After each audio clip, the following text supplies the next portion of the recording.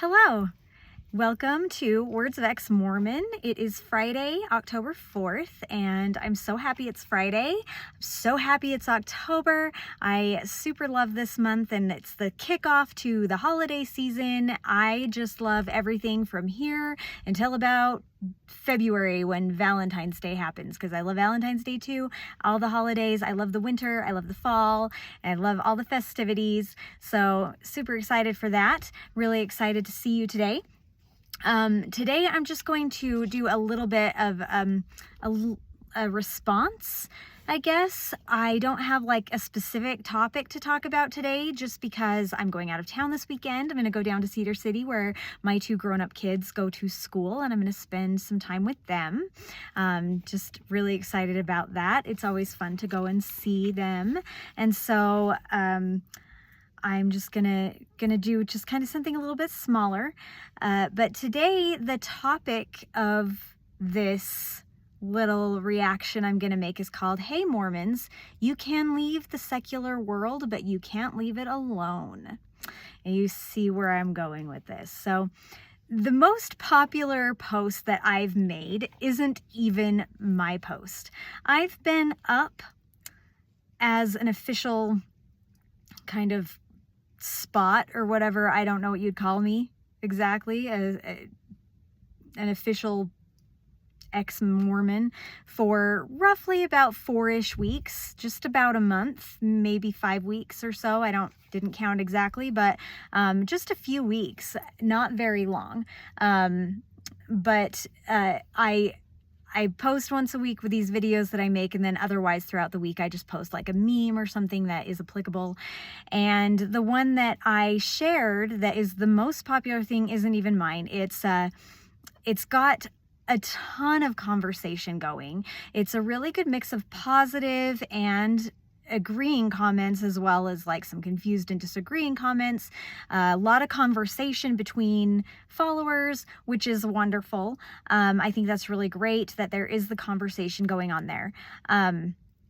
It is the one, if you want to go and look for it, it is the one that says, "Turns out my friends who love to tell me they hate the sin, love the sinner in regards to my sexuality, feel very attacked when I tell them I hate the belief, love the believer." Almost as if the phrase is just an underhanded way to tell someone you actually don't love them.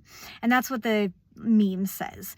I do think it's a little bit bizarre that people are so polarized by this specific meme. I've said way more controversial things in my actual videos than this meme was. And that phrase, "hate the sin, love the sinner," isn't strictly a Mormon thing. It's kind of just like an overall evangelical Christian thing. So it's not like this big bat signal that's out there like, "Mormons suck and they're the worst and I hate them and God is fake." Blah. Like, it's not even like that or anything. It's just a general Christian meme, and it's just a simple meme. I think it's poignant, or I wouldn't have posted it, but it's just a simple meme. So, but that comment came. The comment that I knew would eventually come, because they're always lurking, on any thread where someone is being critical of the church, it's always there. And I do have several platforms where I post. TikTok is my most active platform. It gets the most likes, the most reposts, the most comments, and everything. But I also post on YouTube and I post on Instagram. All of my handles are all Words of Ex-Mormon. So you can go and look that up if you want to. And these comments were on my Instagram page. And I'm not going to say these people's names or their handles or whatever, but I'm not going to overly protect them. It's a public forum, and they said it publicly, and if they wanted privacy, then they shouldn't have said it. So there's that. Remember, if you do want to say something to me, you have a question, you have an experience, something that you want to remain anonymous, you can email me at bray.wordsofexmormon@gmail.com, and I would be happy to answer that question or address that, without divulging who you are, and I will protect that for you. You are in anonymity. But on these public forums, it's just, there's no point, Anyway, so the comment was originally, "If you're not Mormon anymore, okay, but leave us alone." You knew that was coming, right? As soon as I talked about this, you knew that was coming. Now, I try not to interact with these people like this, like any kind of negative thing. I just really try not to like interact or comment or anything. I just don't think that it solves anything. It's not a productive conversation. They don't want to hear what I have to say. And frankly, I'm not really interested in hearing what they have to say either. But I couldn't help it because I just replied to her just simply and just said, just to remind her that she was replying on my comment on my post, and no one made her read my post. And it seemed a lot like she was the one who wasn't leaving me alone. So then, of course, she replied back and she said, because you have a whole page dedicated to hating and lying on my religion. Notice how if you would leave us members alone, we would never come for you and we could finally leave you alone. Okay, first, I want to reference this, and I mean, you can go over there now and check it out and then come back here and look at this. But it's so applicable, and I just really want to give a shout out. There is this guy that I follow on TikTok. His handle is @SpencerJ. So it's SpencerJaye.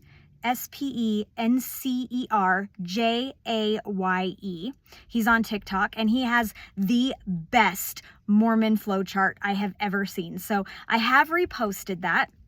It's just really funny. It's about like if somebody's posting or talking critically about the church, what members will do and how they will respond to that. And it's just like, I just died laughing through the entire thing just because like it just hit really close to home, and it's so accurate that you can't help but find it hilarious and just be like, yes, that's true. Like, I just found it really amusing and super useful. So if you want to find that, I have reposted it. You can go to my TikTok channel, which is again, Words of Ex-Mormon. So if you want to go there and then just click on my little repost tab, you'll be able to see it there. So go look at that. Either after you watch this or right now, whatever, come back to me. But it's really funny, and I think you should see it and give him some love and support, like, share, all those things. But here's the thing. Okay. You have a whole page dedicated to hating and lying on my religion. I haven't posted any lies. Not one lie. Some of the videos have my opinions, and they're strong opinions and they're critical opinions, but they're still not lies. And I do love that flow chart because that's one of the very first things. Like, if they don't like what you're saying, but they can't like articulate any kind of intelligent argument, it's just, oh, you're lying. You're just lying. So the person doesn't like what I'm saying. They can call me a liar. I don't agree with you. You're lying. It's so immature and it's so unintelligent. I just can't even. It's just so gross. This kind of conversation is just like, ugh, I hate it. Anyway, so let's continue. She goes on to say, maybe because you're spreading false information about Mormonism and leading people in the wrong direction. I genuinely hope you find your faith again. This is not a good coping mechanism. It's just stupid. There's no such thing as trauma. You are lost. Okay. Again, no false information. No false information. My opinions may not be super flattering, but there was no false information. I even gave resources whenever I quoted church talks. I quoted the church website. I've given resources. Nothing's false.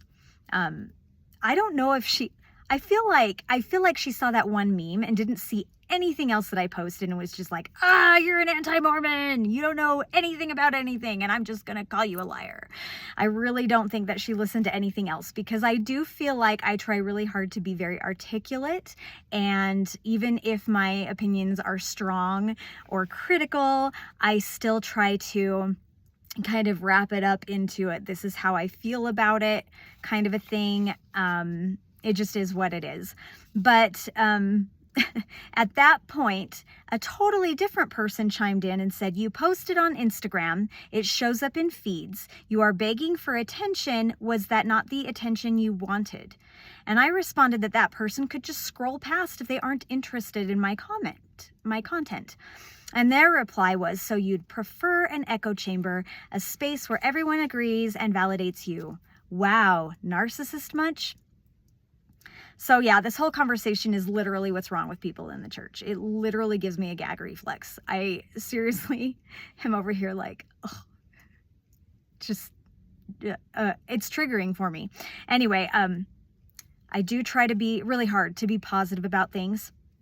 I've gotten a couple of other kind of negative feedback where I feel like I have kind of turned that around and been like, let me answer this like it's a question, like it's an honest question, like it's not something that's meant to bait me, but something that is like an honest to goodness curiosity. And so I'm going to try to kind of turn this around that way. I don't think it's going to do like make much of a difference, because I feel like at this point I could say the sky is blue and they would be like, no, it's not, you're lying, just because they just have to spit some kind of venomous rhetoric at the anti-Mormon. So, here we go. Number 1, yes, I am posting on social media, and that does mean people see it. I do suppose that in some way, sure, that means that I want attention brought to my content, but okay, I'm going to be really real with y'all. Being called selfish is one of my triggers. It's a massive trigger for me. And I'll do a whole video about that sometime, probably fairly soon. I do have plans for that, just because I think that every woman who is born and raised, even not just born and raised, but any woman who has done any sort of extent in the church is familiar with the rhetoric of being selfish.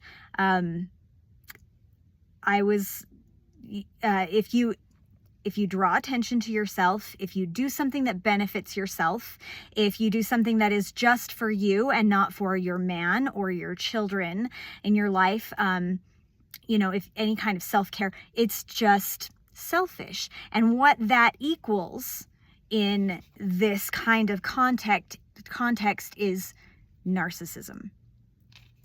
Do I want attention? Like,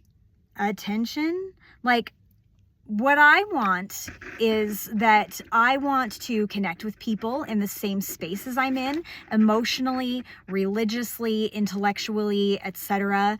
Like, yes, this is the space I'm in, and this is the platform I'm using to find those people.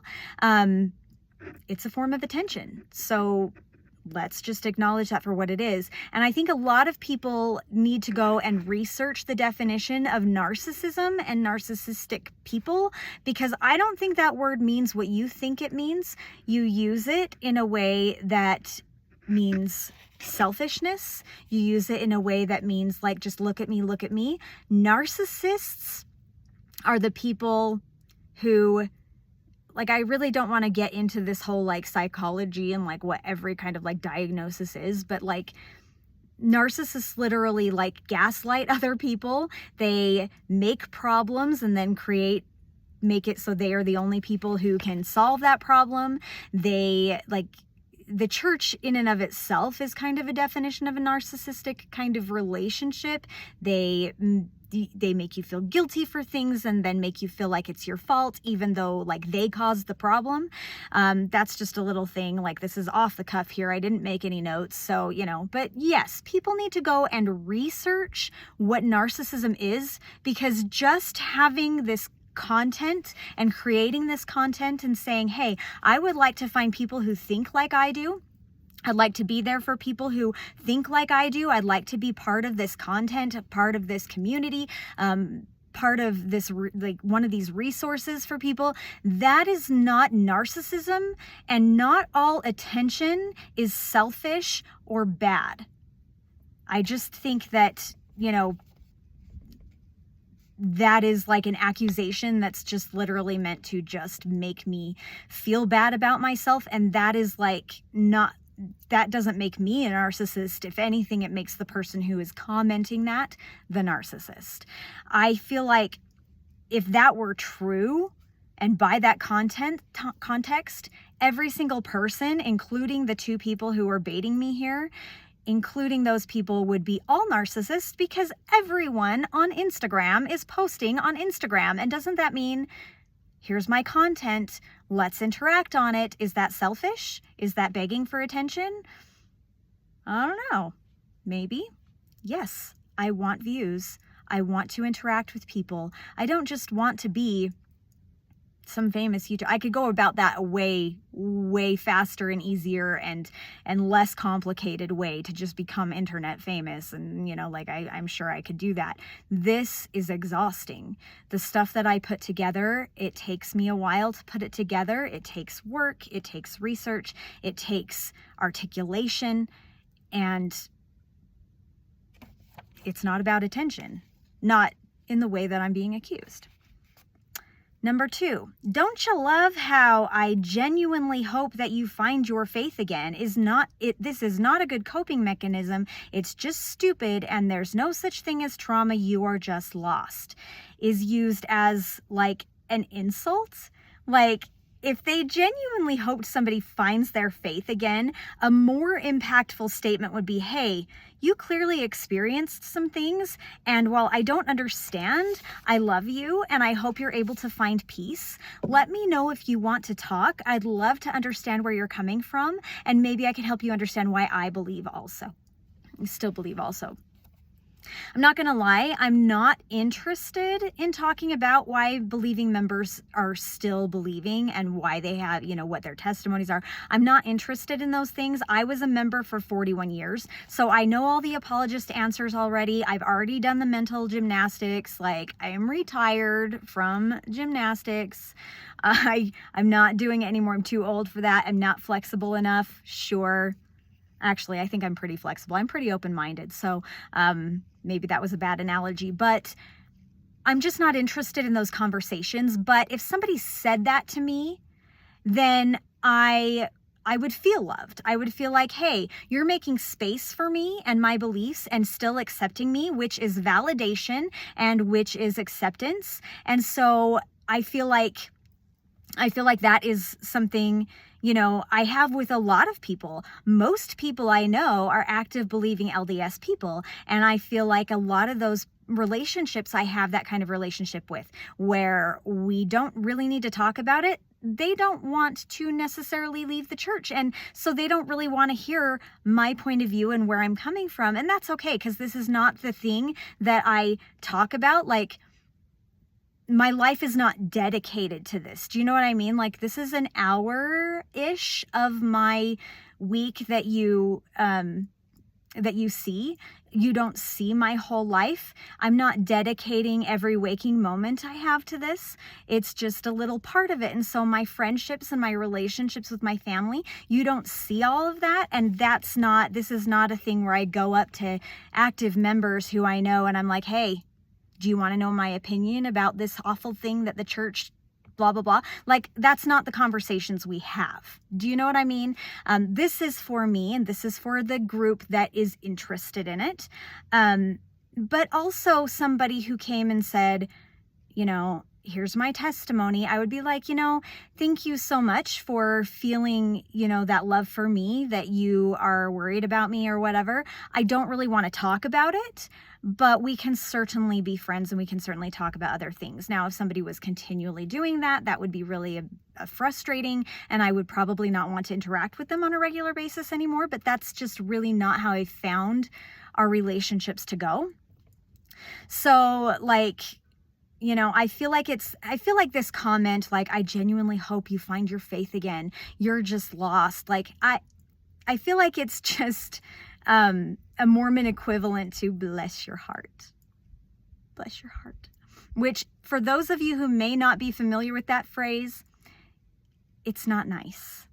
It doesn't mean bless your heart. It just means, oh, pat you on the head. Oh, sweetheart, you're so wrong. You're so misled, and it's just like, they don't mean it. They don't actually care if I were to get my faith back and come back to church. Like, they just need to feel superior. And it's just the whole weird thing, like, oh, he likes you, so he's being mean to you. The church likes me, so they're being mean to me. Oh, they love me so much. You're right. I have seen the light in the error of my ways. You calling me a liar has set me straight, and I'm going to be back in church on Sunday. Sure. Can we also address the comment, there's no such thing as trauma, you're just lost? Like, I'm not sure I can actually address this like adequately. There's so much trauma. Babe, everyone has trauma. Everyone has trauma. Like, I don't care if you came from the best childhood ever in the whole world, you still are going to have trauma. Like, we may not have the same trauma or the same intensity of trauma. We may not have trauma from the same things, but we all have trauma. According to Google, and this is not a Mormon definition, this is not an ex-Mormon definition, this is Google. Google says trauma is an emotional response to a distressing event or series of events that can have lasting negative effects on a person's physical, mental, social, or spiritual well-being. Car accidents, natural disasters, other people's behavior, including but not limited to violent abuse, control, assault, working in a system you can't fix. Those are things that I have trauma from. You may not. Doesn't mean I don't.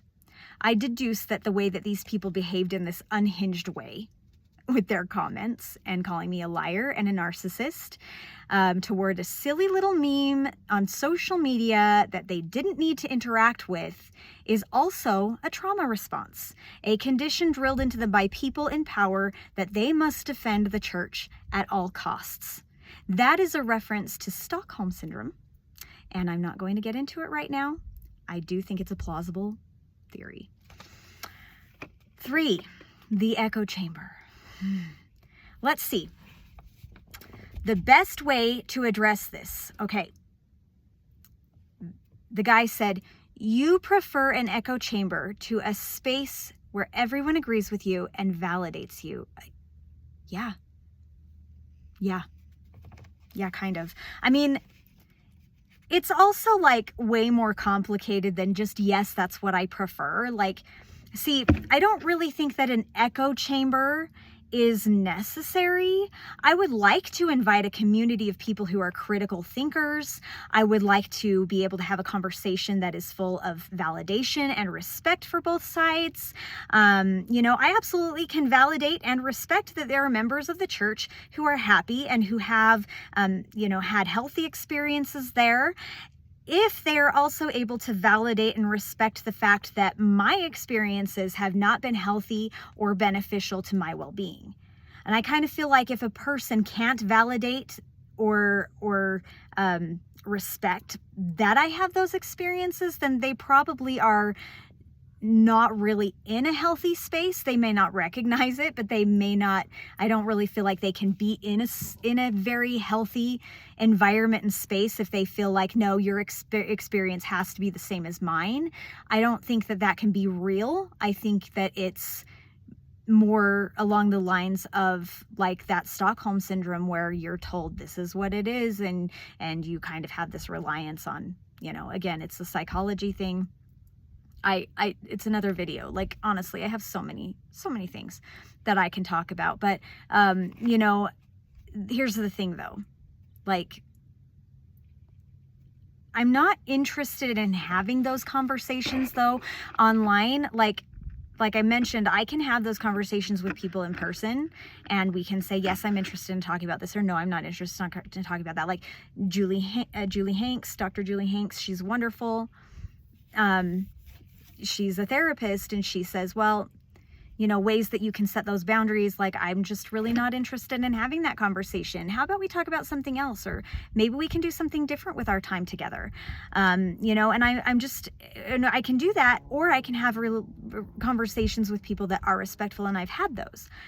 But I'm not interested in having those conversations online with people I don't know, especially who immediately, in her first comment, she called me a liar, who immediately default to calling me a liar and a narcissist because they don't like something that they scrolled onto that I posted.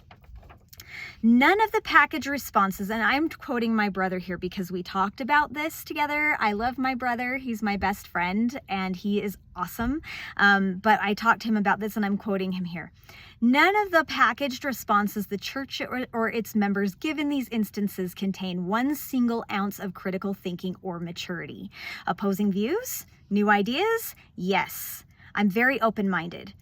But the ragged, worn-out primary answers and shallow mantras do not help in this situation, and they don't build anyone up. They are old and useless. End quote.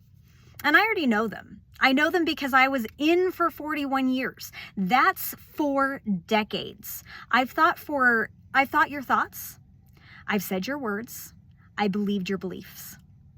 I don't need or want to sit here and listen to those. I want to have a safe place. I want to be a comforting voice, a validating source for those who find themselves in the dark and lonely wilderness of the in-between phase, for those who are disenchanted with the megalomania of the church and its leaders, and who are looking for a community that I am also looking for. And like I've said over and over again in every video that I've made, if that doesn't describe you, then this isn't for you. Not everything needs to be for everyone. I'm not going onto Mormon platforms and saying contrary things. I'm making my own content for an audience who are like me. I am not required to cater to you or what you want. I am not required to be quiet about my experiences or my beliefs.